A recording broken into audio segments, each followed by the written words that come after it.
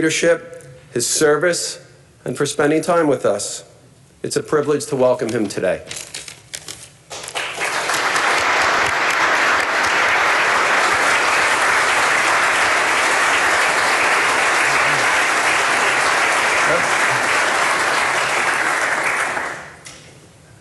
Good afternoon and thank you. I'd like to thank Ray Washburn, Michael Levy, and the entire leadership of the Economic Club of Dallas for hosting me today. And as the business leaders of this community, you all know better than anyone that Dallas is a city built by risk takers, created by a hydrocarbon base, now stacked with Fortune 500 headquarters, and sustained by the simple conviction that prosperity follows production. Texas reflects what a diversified economy looks like, with strength in sectors ranging from advanced manufacturing to technology to finance. We need to look no further than Y'all Street to see that parallel prosperity is alive and well right here in Dallas, one of the fastest growing financial hubs in the country. In many respects, Texas embodies what this administration is working to build nationally: economic security rooted in production, resilience, and long-term durable growth. And in that sense, Texas can serve as a model for the rest of the United States.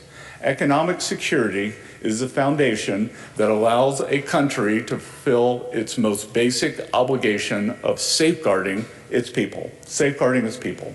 For a nation to be economically secure, it must possess the productive capacity to withstand shocks, deter adversaries, and deliver rising prosperity to its citizens.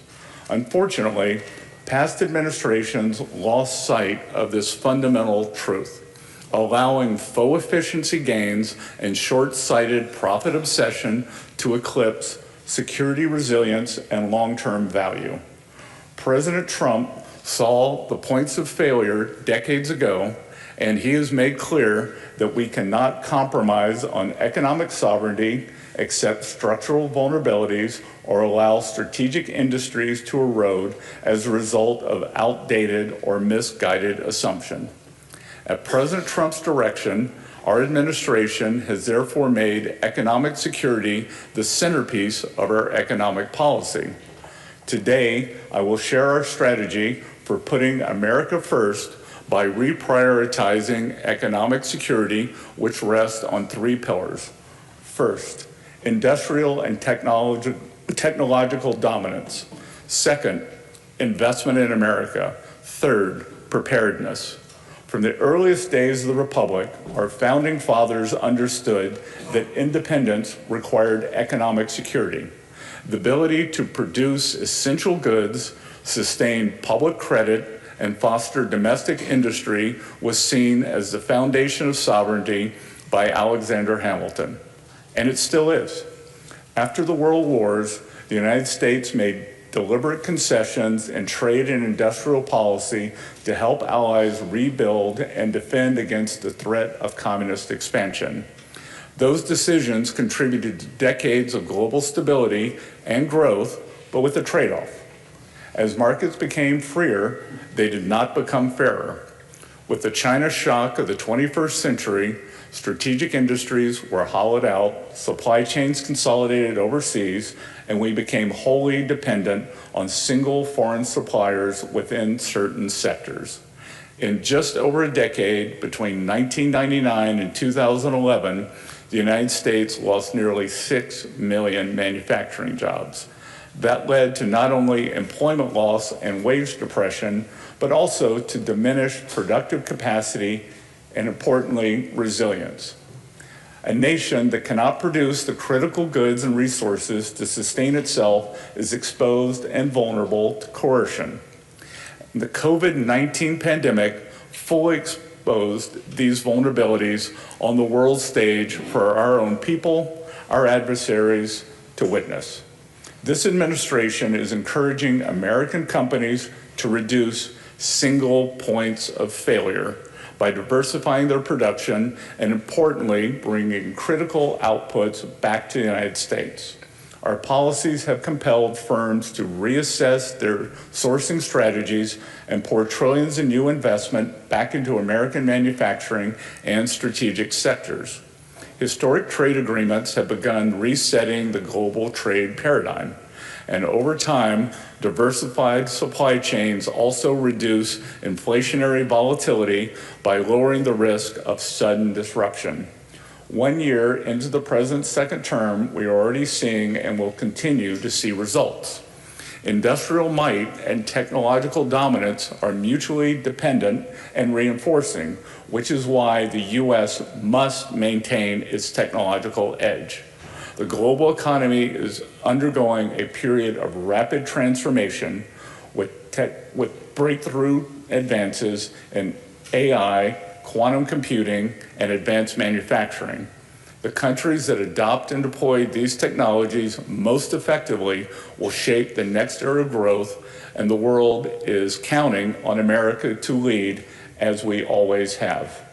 For 250 years, American innovation has been our decisive advantage. We are in an existential battle to maintain and accelerate technological dominance. The production and development of AI infrastructure will be crucial to both economic growth and national security in this next industrial revolution. Beyond production, leadership in AI adoption is another crucial component of economic security. At Treasury, through this Financial Stability Oversight Council, we are working with regulators and industry leaders to further responsible AI usage in the financial system. We are optimizing regulation for growth, moving away from a posture solely focused on constraint toward one that recognizes that failure to adopt productivity-enhancing technology is itself a risk. Stablecoins represent another area where leadership matters. A well-regulated dollar-based stablecoin market can reinforce the global role of the US dollar and extend its network effects into emerging digital payment systems. The GENIUS Act provides Treasury with oversight tools to ensure transparency and confidence in this sector. Industrial capacity, technological leadership, and a strong dollar policy taken together form the backbone of U.S. economic sovereignty, which is why they are all fundamental to our strategy. To deliver industrial, technological, and currency strength requires confidence and capital, which brings us to Pillar 2, investment in America. The United States holds a unique position in the global economy with the dollar as reserve currency, a key factor in enabling economic security. Reserve currency status anchors our borrowing costs, deepens our capital markets, and strengthens sanctions actions, and reinforces American leadership in global finance. This rests on our confidence in our institutions and critically in the health of the U.S. Treasury market. The Treasury market is the foundation of the global financial system as the benchmark risk-free asset, serving as collateral across markets and the channel through which global capital flows into the United States.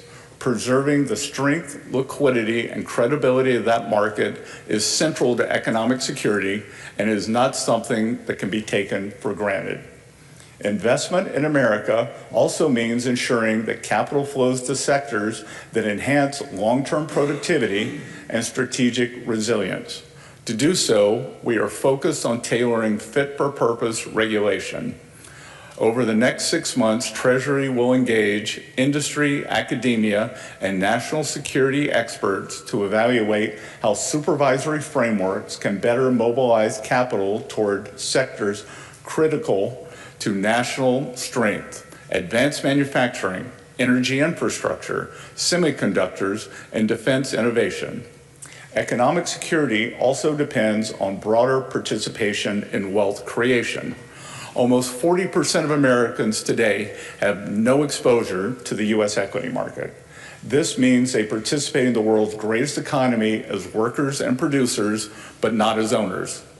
Trump accounts represent a fundamental rewriting of that arrangement.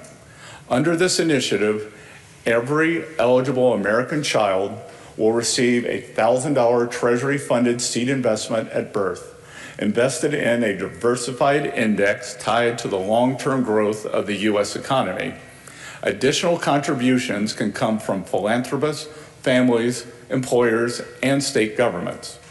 The objective is simple: give every child a stake in the American dream from day one. Texas has already demonstrated leadership in advancing this vision. In fact, Texas Senator Ted Cruz authored the precursor to the Trump accounts provision in the One Big Beautiful Bill, and Texas natives Michael and Susan Dell led the way in philanthropic giving with their historic $6.25 billion, with a B, donation to top up Trump accounts for 25 million American children. The president has called on business leaders and philanthropists all around the country to get involved in the initiative, and today I'm calling on the men and women in this room to do the same. Everything is bigger in Texas, and that should also be true for Trump accounts, because economic security is strongest when it is broadly shared. The final pillar is preparedness. Economic security requires not only strength, but resilience in the face of disruption, which means proactive measures to limit disruption from occurring in the first place. The 1973 Arab oil embargo is a cautionary tale and historic lesson. A geopolitical decision thousands of miles away triggered drastic energy shortages, inflation, economic chaos, and market turmoil here at home. American consumers felt that shock acutely when the price of oil jumped by nearly 300% before the embargo lifted. Equally significant as the pocketbook effect was the geopolitical reckoning, the fact that a foreign power could so fundamentally disrupt the U.S. economy with the stroke of a pen. This is the very definition of a single point of failure. Today, in my opinion, there are two significant risk frontiers. The first is a major cyber incident disrupting banks, payment systems, or other financial market infrastructures. The second is that even despite reshoring efforts, more than 90% of advanced chips are still manufactured in Taiwan.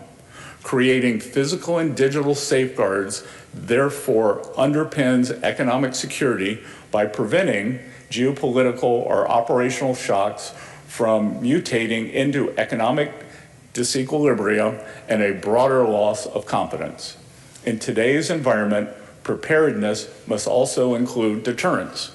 Preparedness means ensuring that no adversary believes it can hold the American economy hostage or disrupt the well-being of American citizens. Geopolitical risk must be a key factor considered in policy making across agencies and not treated as an afterthought. Economic statecraft remains central to our strategy, as our administration has reinforced repeatedly. America first does not mean America alone. Our economic security is strengthened when the Western Hemisphere is aligned around free market principles and the rule of law. We are deepening cooperation with partners committed to these principles while working constructively with long-standing allies such as the UK, Japan, and the EU as they modernize regulatory frameworks and pursue growth.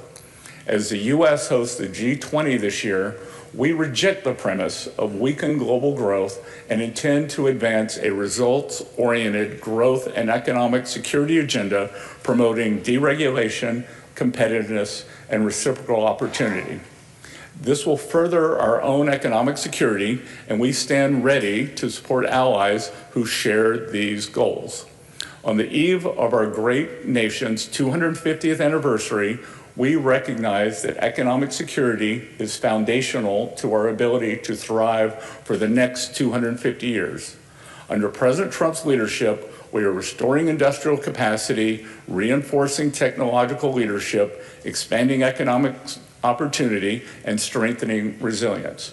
We are fundamentally resetting the framework in which the United States participates in the global economy, recognizing that economic security, above all else, is the foundation of sovereignty and thus the grantor of prosperity. Treasury's mission is clear: to act swiftly and decisively to put America and America's security first. I would also like to take a moment to address today's Supreme Court ruling, and I would note that I did not change a single word in my speech post the ruling.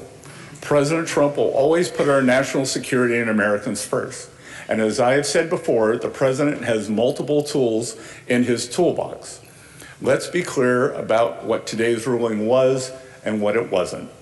Despite the misplaced gloating from Democrats, ill-informed media outlets, and the very people who gutted our industrial base, the court did not rule against President Trump's tariffs. 6 justices simply ruled that IEEPA authorities cannot be used to raise even $1 of revenue. This administration will invoke alternative legal authorities to replace the IEEPA tariffs. We will be leveraging Section 232 and Section 301 tariff authorities that have been validated through thousands of legal challenges. Treasury's estimates show that the use of Section 122 authority, combined with potentially enhanced Section 232 and Section 301 tariffs, will result in virtually unchanged tariff revenue in 2026. And with that, I look forward to chatting with Ray Washburn and taking your questions. Thank you.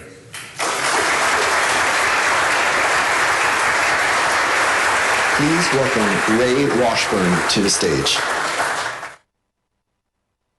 Scott. Well, Scott, first of all, thank you for coming. I want to thank Harlan Crow and Michael Levy for hosting us here today, because you're always so generous in hosting here today. And so what a beautiful room. No, I feel like this is the warm-up for the State of the Union. Yeah, well, come on, walking through these doors. Before we get started, let's talk about Y'all Street real quick with Dallas. JP Morgan's huge operation here, Goldman Sachs, Morgan Stanley. We had now the Texas Stock Exchange, New York Stock Exchange, NASDAQ. What's the chance we can get Treasury to move here? Well,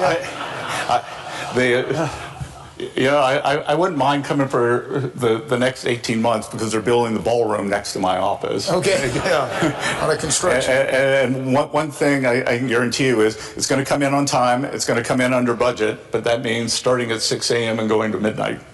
But look, I'm an economic historian, not an economist, and movements of capital goes where it's treated the best. And we got to face it. I had 30 great years in New York. Then I moved back to my home state of South Carolina. You could see Texas has the most, by numbers, new residents coming. South Carolina has the highest as a percent of the population, just because low cost of living, the low taxation, pro-business environment, and as an economic historian, many of you would remember the first Bank of the United States was in Philadelphia. Philadelphia was the economic capital of America, and it moved to New York. So things can change. Florida, I think 2009, 2012, I moved to Miami.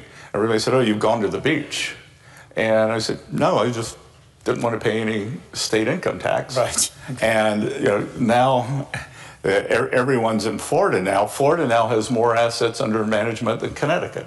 So I think it'd be good for Dallas and Texas just to take in productive private capital rather than government agencies. All right, well, good. Well, at least they pay property taxes. And so, well, this morning we all woke up and came in and you just addressed it on the tariffs. It was a 6-3 vote. When you initially saw that, were you surprised? Is that something you were anticipating, that the vote would go the way it did? Or I know you mentioned a lot of the things that they didn't vote on, but did it kind of go the way you thought? I was a little surprised, because I was in the Supreme Court hearing. Mercifully, I'm not a lawyer. When people say, "How do you like D.C.?" I said, "There are too many lawyers."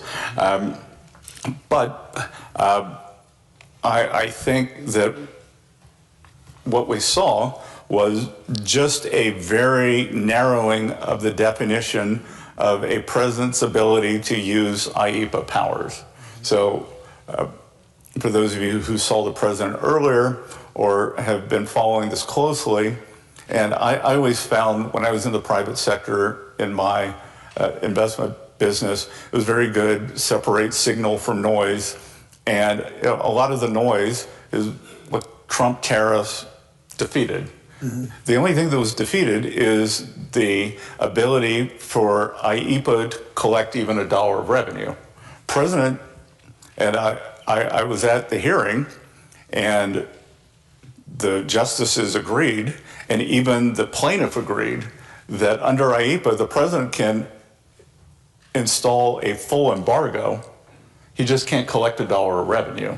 So, as I said before, there are 232 and 301 tariffs that have withstood more than 4,000 lawsuits since the first Trump term. There is something called Section 122, which grants the president 5 months to install, to put a global tariff on. So President announced today he's going to put a global tariff of 10%, and then a number of 232 and Section 301 tariff investigations will be started.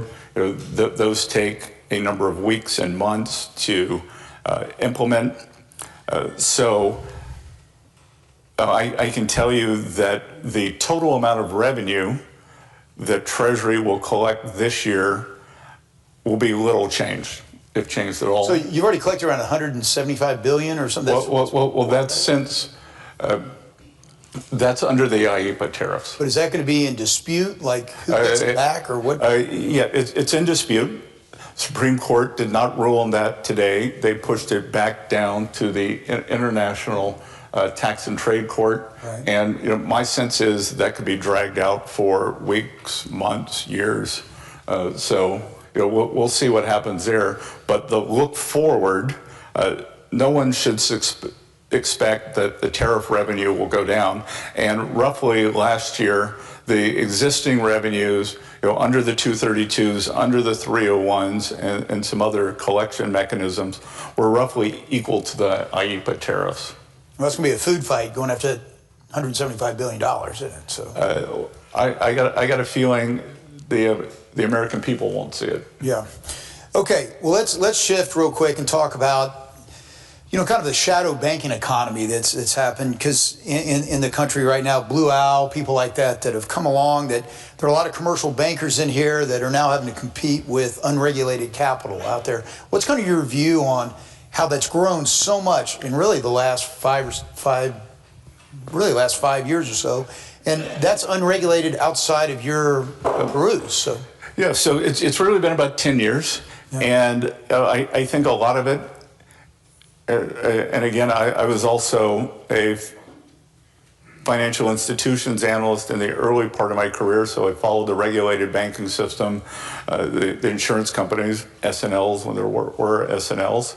And I think private credit developed as a regulatory arbitrage because post-Dodd-Frank, the regulatory straitjacket around our regulated institutions was so tight, making loans became very difficult. The big got bigger. We lost more than 50%, 50, of our small and community banks because it went from too big to fail to too small to succeed. Mm-hmm. And I think like this growth outside the system. At Treasury, we have been pushing for loosening of the regulatory straitjacket. Oliver Wyman's words, not Treasury's. They believe that our changes in regulation, that I don't change the regulations, I guide them through a convening mechanism as the chair of the Stability and Oversight Council, but OCC, control of the currency, FDIC, and the Fed, that's probably created 2.5 trillion of new borrowing capacity. Mm-hmm. So 2.5 trillion of new borrowing capacity for the regulated industry. So now private credit has a competitor. What we are concerned about, or what our focus doesn't have to be a concern, is what is the relationship between private credit and the regulated sector? So are private credit funds borrowing from the regulated sector? You saw there was a transaction yesterday where Blue Owl sold a tranche of their loan portfolio to 3 pension funds and a captive insurance company. Mm-hmm. So that's moving it into the regulated industry, and you see almost every one of the private credit companies has a regulated entity. So now Treasury gets involved. So we are concerned, I am concerned with watching how does this get to the regulated financial system. I, as maybe some people in this room did, successfully predicted, and unfortunately successfully predicted, the subprime crisis that then turned into a banking crisis. And you could see like these CDOs and exotic instruments on bank balance sheets. So our job is to make sure that the regulated system is not affected by private credit, and we'll see. I think that private credit has been an exciting new feature. I think it bridged the gap, especially during the tough and tight regulatory times. I think that they were there during COVID when some of the banks were frozen, and I hope that they've been prudent in their loan portfolios. But a lot of the private funds are doing extend and pretend. We see that a lot in the real estate industry, where a commercial bank would have to call a loan and they're pushing out. And then even in the private equity side, the continuation funds that they have that aren't sunsetting, they continue them on. Isn't that just kind of pushing problems off into the future that, as a Secretary of the Treasury, you kind of have to look at it and go, what is really going on behind the curtain that you don't really get a chance to look at? We have the ability to peel back the curtain, and even on a private equity deal. Oh, sure. Mm-hmm. Okay. Be careful. A lot of them are out here. Don't think they do it. Yeah. So, yeah. When you get a call, the Secretary of the Treasury wants to come and see you. You return the call. Get that. And but again, that we want to gauge, could it have any effects on the overall economy? Thus far, it's been very additive. But again, how does it affect the regulated system? And we want to prevent contagion.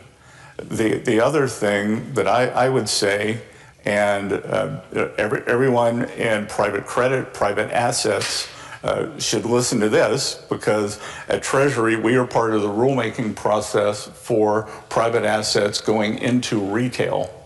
And this administration, led by Treasury, is committed that the individual investors will not become the dumping ground for residual. And you're talking about the 401k plans. The 401k plans specifically. Right. If there is something rotten, it is not going to be handed to the individual investors.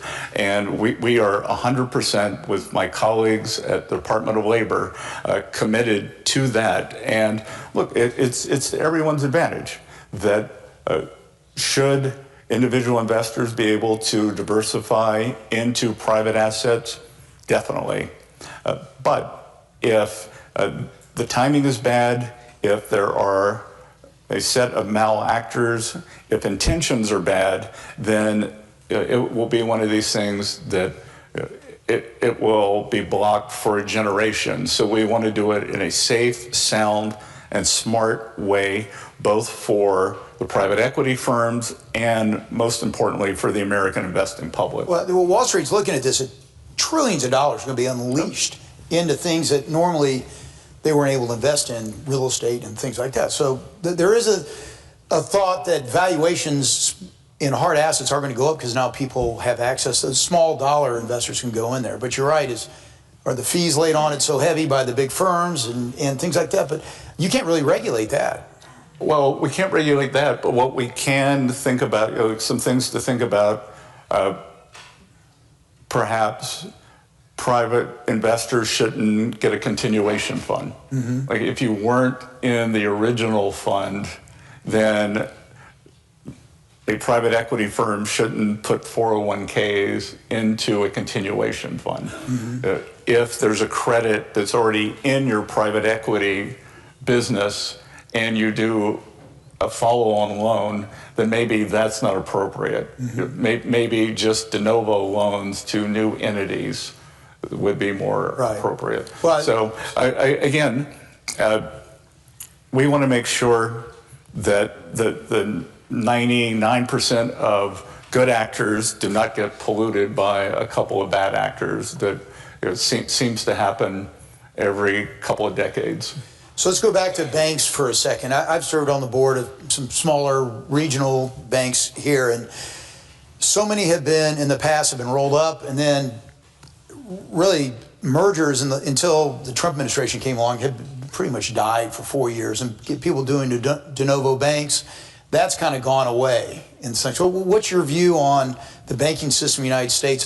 Do you feel like it should consolidate around a few very, very large banks, or do we need to have a lot of regional community banks that really have kind of built the country? Yes and B. That what's happened, again, I think the regulatory morass just got too big to fail, too small to succeed.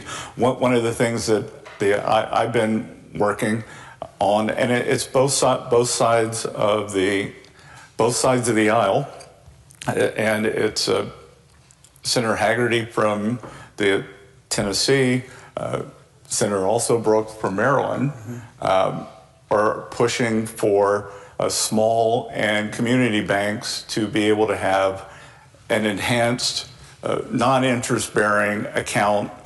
Each depositor could have one, and where there's a much higher level of deposit insurance. Let's pick a number, because it seems like $10 million right now. Because where is it today? It's like 100,000? 250. 200. You want to take 250 to 10 million for a single account? For a single account, non-interest bearing, and I'm informed by this by what happened with the deposit volatility during 2023, when we had the second, third, and fourth largest bank failures, despite Senator Warren's regulatory morass. I always say she's a financial agoraphobic. Right? Like, how do you not get hit by a car and never come out of your house? But this high level of regulation, don't make any loans, you'll never lose money. But somehow, with all these regulations, all this, the overbearing supervision, we had these bank failures. But what happened during those bank failures was the money ran to the very largest banks. And I'm saying that, like, even U.S. Bancorp, which I think is the fifth largest bank, lost deposits to J.P. Morgan. So like this moral hazard of the biggest banks, or the public believing that the biggest banks have unlimited insurance in a crisis, and then the money leaves the smallest banks, and the money that leaves the smallest banks, for any of you who have small businesses, for any of you who are on the boards or own smaller community banks, it's usually a payroll account. And it could be a lawn service company, it could be a restaurant, but payroll account can be several $1 million. And that moves to, it moves to Wells Fargo, because they believe that government would not let anything happen to Wells Fargo, and payroll account then ends up there, and Wells Fargo are smart bankers. So they said, well, why don't you, we don't like just having the payroll account, bring your other accounts over, and then all of a sudden a community bank that's had the same client for 100 years, it's gone. So we think that this is a very smart and effective way to allow the small banks to retain business borrowers or high net worth individual or depositors over a long period of time. And these small banks are important. That I am, up until December 12th, I was a farmer. I was involved in the agricultural business, and I had to divest my holdings. And that sometimes on Saturday morning I turned on farm radio, and you listen to farm radio, and I remember listening after all the bank, the bank failures in 2023, and it's exactly as you would expect. These farmers are saying, look, these out-of-state bankers, they don't go to your church. They don't play Little League baseball with your son. They don't play softball with your daughter. You didn't go to high school with them. They're not in the local community. And I think there's nothing like these local community banks. They drive I think 70% of real estate lending. They drive ag lending. They drive small business lending. And when you think, Wall Street versus Main Street, it's really time for Main Street to do better. And I think Main Street can only do better when the small banks do better. Well, we're fortunate. You're probably the first Treasury Secretary we've ever had that listens to farm radio. So I very much appreciate you understanding what's going on in the rest of the country. Now, real quick, this is a subject we could have had the entire hour to talk about, but I'm going to break it into two parts, and that's AI. One is the investment in AI, and the other is the effect of AI. And so I'm going to start first with the effect of AI and the kind of slow fire, slow hire we're going through in this country right now. Because if you're graduating from college, the biggest unemployment bubble right now is kind of 19 to 28-year-olds really not being able to find a job. And then people are holding on to people longer, wondering what the effect of AI. So that's kind of, I think, what a lot of people in this room, our businesses are like, what is this AI really going to do? And then secondly, maybe we can talk about this huge investment that's going into AI by Oracle and these companies that, different than the internet time when money went into stuff like pets.com that really didn't have a market. I mean, these are real companies putting money up. So you can take either one of those you want. Yeah, so I'll take both of them.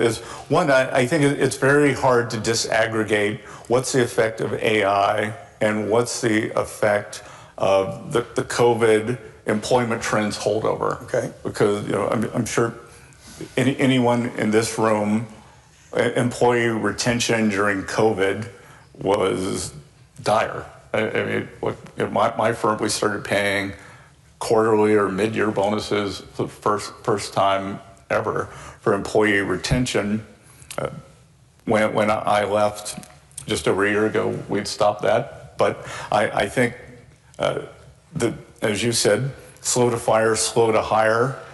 I am very optimistic about the overall labor market right now. I'm very optimistic about the economy.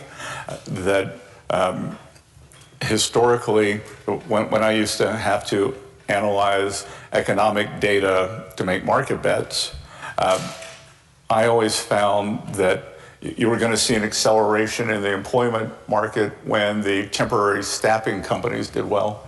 And temporary staffing companies are now reporting very good earnings, very good demand, and historically that morphs into long-term demand. We've also seen about a 12 or 14% CapEx boom in 2025. Traditionally, CapEx booms are followed by labor booms. So, we'll see what the effects are of AI. You'll probably be able to figure out who I'm talking about when I give the breakdown. I had a major credit card company at Treasury about a month and a half ago, and I asked the CEO, what is the effect of AI on your business? And he said, well, on our collections and billing department, we're definitely taking down employees, but we're moving them all to the travel department. So it may be a reallocation. And maybe in a different world, travel would have been hiring. So, but just with that particular anecdotal example, the employment's flat. How about on the investments? Does that worry you at all, this big, massive amount of capital that's being allocated to that? Because if you look at it as part of our GDP, it's a massive percentage, probably more so than any other industry that's as a startup in history. Well, I think very good way to frame it is approximately every $300 billion is 1% of GDP. Mm-hmm.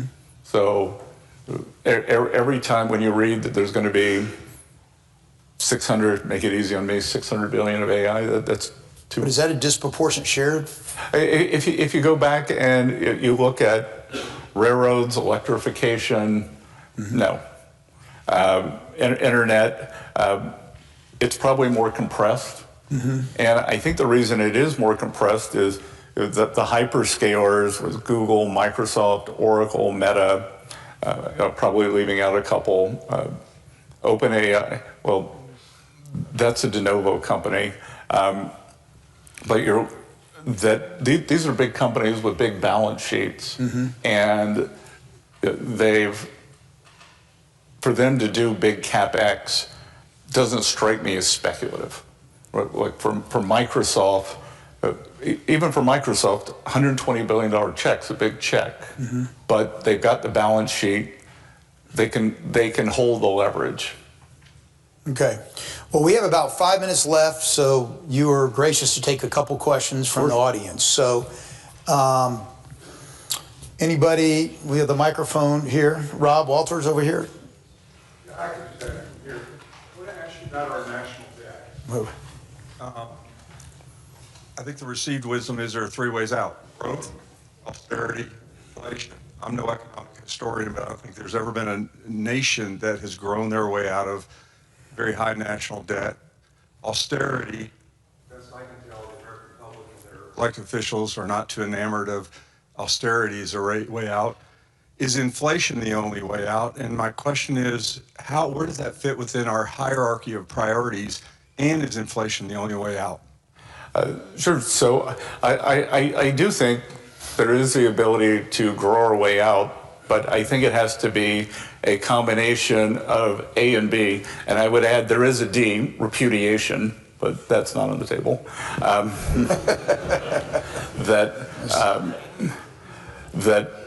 So just to put some real life numbers around things, in 2024, the deficit to GDP was the highest it had ever been when we weren't at war or weren't in a recession. And that was one of the reasons that I came out from behind my desk. I'd known the Trump family a long time, went to see candidate Trump then, told him I wanted to be in the economic team because I was worried that the other side wanted to go into a kind of European-style economic malaise, higher debt, higher taxes, lower growth, higher taxes, more debt, and you rinse and repeat, go into that doom cycle, which we're seeing in some of the European countries right now.